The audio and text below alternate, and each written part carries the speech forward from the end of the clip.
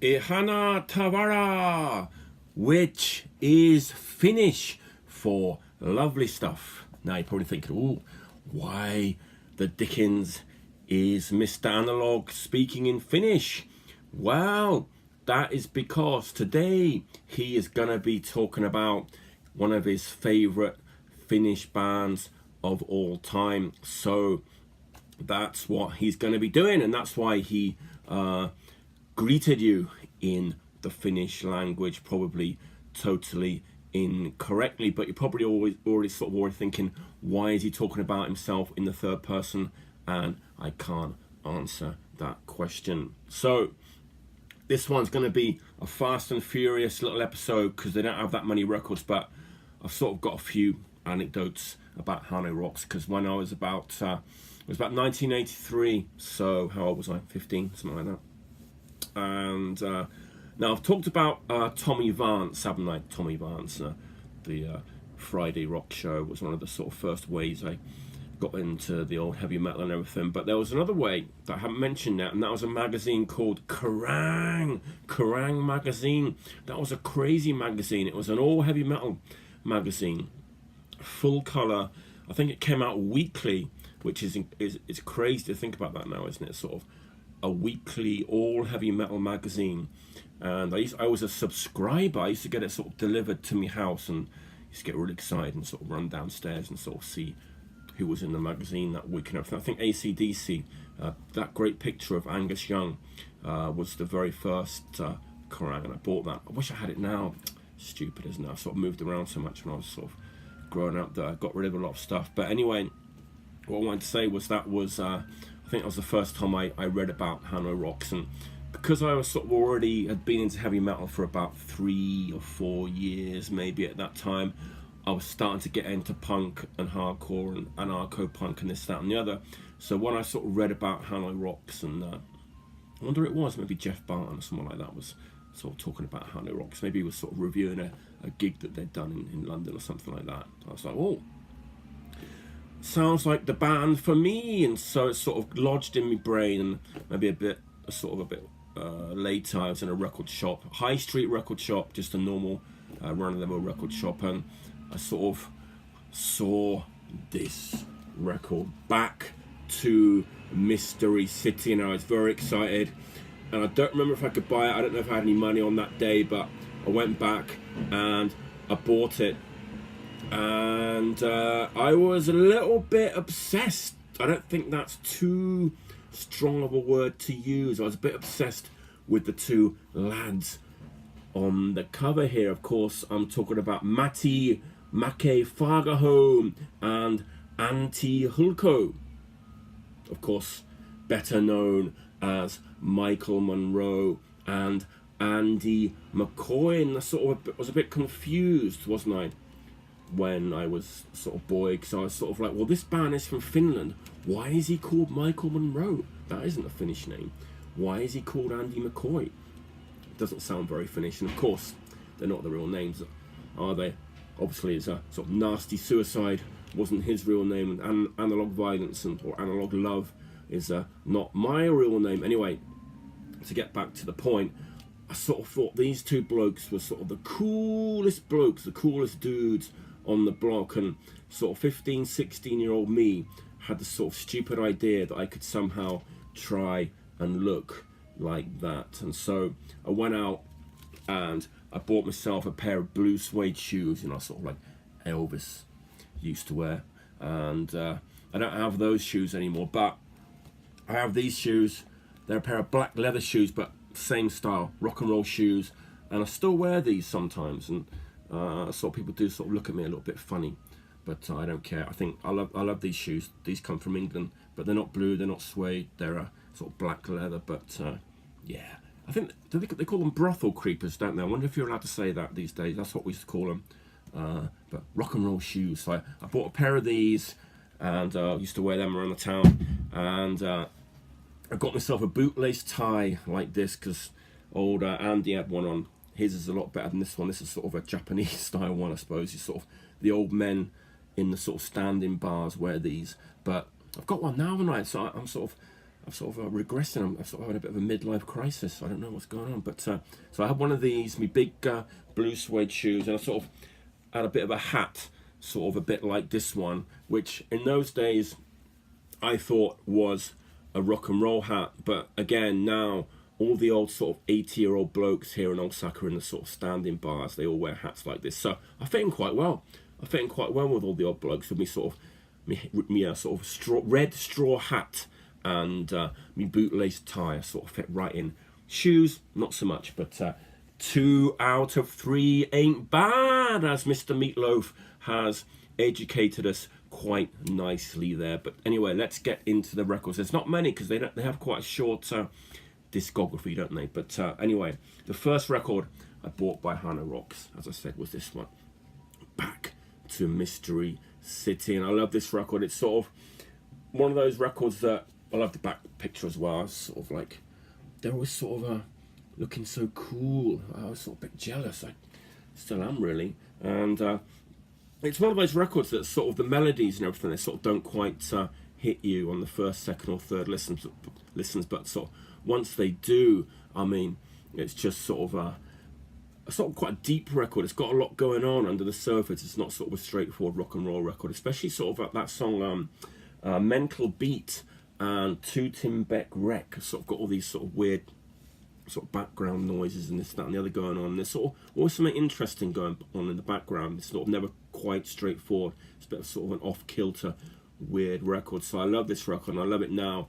This is must be sort of some kind of reissue because it's sort of the white vinyl. Oh, look at that. It is milky white like Michael's hair. And you'll see the record here, it's sort of the sleeves all damaged and everything, isn't it? You know what? I'm not sort of a sort of, what do you call it, a condition freak. Because when I was a kid, we used to sort of sit in our mates' rooms and everything and drink cider and put the sort of fire on. And just used to sort of leave the record sort of out all over the floor and everything, out of their jackets, and would sort of use the sleeves for sort of doing things on and everything. And sort of, I like that. I think records are sort of, they're meant to be played, aren't they? Meant to be enjoyed. They're not sort of museum pieces. That's so sterile. I hate that. You know, play them, enjoy them. But with that said, if you do come round my house, don't touch your records. I might give you a jolly good telling off if you do that. So this was my first Hanoi Rocks record. Still love it now. It's a great record. And then next, I went back, and I found the first album, which of course is Bangkok Shocks, Saigon Shakes, Hanoi Rocks, which is an altogether sort of wilder, more straightforward record, isn't it? But they never had a really sort of powerful guitar sound, did they? They sort of got a jangly sort of guitar sound, but I like it. I sort of think it works. And yeah, it's more of a straightforward record, but the lyrics are a bit, well, most Hanoi Rocks albums have some sort of dodgy lyrics on them, don't you? I think even Michael has sort of disowned some of the lyrics he wrote, because he was only sort of 16, 17, wasn't he, when he wrote some of the songs. So I think he can be forgiven for being a bit saucy at that age. He was just a teenager. But yeah, this is sort of raw rock and roll record. I love it. And we also got the Japanese pressing of this with sort of different cover. Which one do you like? You know, I think I like the proper one on this one. Usually the Japanese pressing, they just sort of come up with sort of a better sleeve, but I think in this case the original is sort of perfect. It's this great live photo there that sort of really captures the sort of energy of the band. And I just realised I'd sort of forgotten to say something about, I had a little anecdote. Anecdotes are important, not facts. You can get facts off Wikipedia. This is an anecdote, a real life story. Remember, I had a mate who's a sort of couple of years older than me. I'm not going to say his name, but he was sort of really, really deep into punk, and he sort of knew everything about early punk. And I used to go around his house and we'd sort of get drunk and everything. And he'd sort of, and one day after I bought this, I was sort of, oh, maybe I can impress him. Because I was sort of 2 years younger, I think, 2 years younger. So, oh, maybe I can show him something he sort of doesn't know. And I said, oh, I sort of bought this record the other day. I think you might like it. And he said, oh, what's that? And I said, oh, it's Hanoi Rocks. He said, Hanoi Rocks? And he said, yeah. And he said, don't know Hanoi Rocks. I said, well, next time I come over, I'll sort of bring round the record. And I sort of brought it round. I was sort of feeling quite cocky. I was like, I'll show him I'll show him some sort of real punky rock and roll. So I got into his house and we sort of sat down, put it on, and he was sort of started making sort of funny faces and everything, and sort of go, ooh, like this and this and the other. And it sort of finished. He said, well, that wasn't very good, was it? I said, what do you mean it wasn't very good? And he sort of said, well, it's sort of a bit of a rip-off. And I sort of, rip-off of what? And he was sort of, well, it's sort of really weak sort of sounding punk. And it's like, he sort of said to me, would you like to listen to a real punk record? And I sort of said, well, yes, of course I would. And he sort of rummaged around a little bit and he brought out this record, and of course it was Machine Gun Etiquette by The Damned, and he put it on and he's like, this is sort of real punk and everything. And I was sort of, but I didn't get it, because it is a fast record, isn't it? Even now it sounds quite fast, but so for me it was like I sort of couldn't pick up the sort of melodies and everything, and it took me quite a few years to sort of get used to that sort of faster sound. And I was like, well, no, it's not as good as Hanoi Rocks. And he said, well, yeah, The Damned obviously is a much better band. We had a little bit of an argument, and then just forgot about it and carried on drinking cider. But it's interesting, you know, sort of the year that you sort of come into a certain sort of music, because for me this was sort of the ultimate sort of rock and roll punk record, and for him it was sort of rubbish. So that's how it goes sometimes, doesn't it? But anyway, after that, I think I bought my next Hanoi Rocks record, and it was this one. And I feel a bit of an idiot now, because for ages, whenever I was in the pub or in the sort of supermarket, and the checkout lady would say, oh, how you doing? What's your favourite sort of Hanoi Rocks record? I always say, well, my favourite one is this one, Self-Destruction Blues. This is a Japanese sleeve too, a Japanese pressing. I'm not sure if it's the same as the normal sort of pressing, but I just found out it's not actually a proper album, is it? It's a compilation of sort of early singles. It sort of blew my mind a bit. I felt a bit silly. I should have known that, shouldn't I? But for me, it's sort of a flawless record. Maybe that is why it's flawless, because it's a sort of a string of singles in a row. I mean, Love's an Injection, Cafe Avenue, Nothing New, Kill City.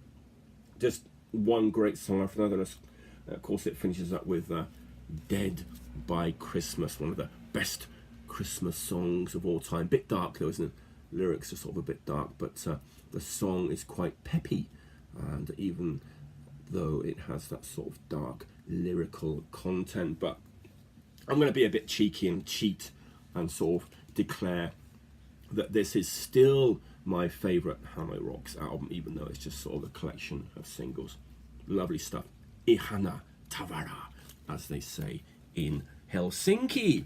Now, the next record I think I got, I'm not really going in any sort of order, but I think it was this one, Oriental Beat. I think, if I remember rightly, I think the band are not too happy with the sort of production on this, are they? They sort of complain a little bit about it. But I think it's a sort of a fan favourite, I think, this one. Oriental Beat. Again, sort of another Japanese pressing. Is this the same cover as the normal pressing? Write in and tell me. I'm not sure. Anyway, again, another sort of great photo of the lads on the cover. But this, for me, is a sort of weakest one, the weakest Hanoi Rocks record that I've got. There's later ones I've not gone past, well, I'll show you in a minute. I've not gone sort of too deep after that one, but yeah, I don't know. For me, it's the weakest record, and but I know it's a fan favourite, and again, it's sort of got a great, wow, it's got a great live photography. That's the picture from, isn't it? That's the picture from Bangkok Shocks they used there on the back of the Japanese pressing. Anyway, Oriental Beats, great title and great photo of the lads there on the front. Now the next record is sort of their biggest selling one, I think, isn't it? They got Bob Ezrin in to produce it. Of course, Bobby there was responsible for sort of messing about with Alice Cooper and Pink Floyd, and sort of making them all sort of pompous and sort of more complicated. And he sort of wrote or co-wrote a lot of the songs on the Wall, didn't he, Bob Ezrin? And sort of Hanoi Rocks somehow sort of managed to get him in and to produce the record. So it's quite a more bigly produced record than the previous ones. And I love the front picture, the front cover of this. Look at that. Look at those lads. So cool. And then, of course, Razzle there.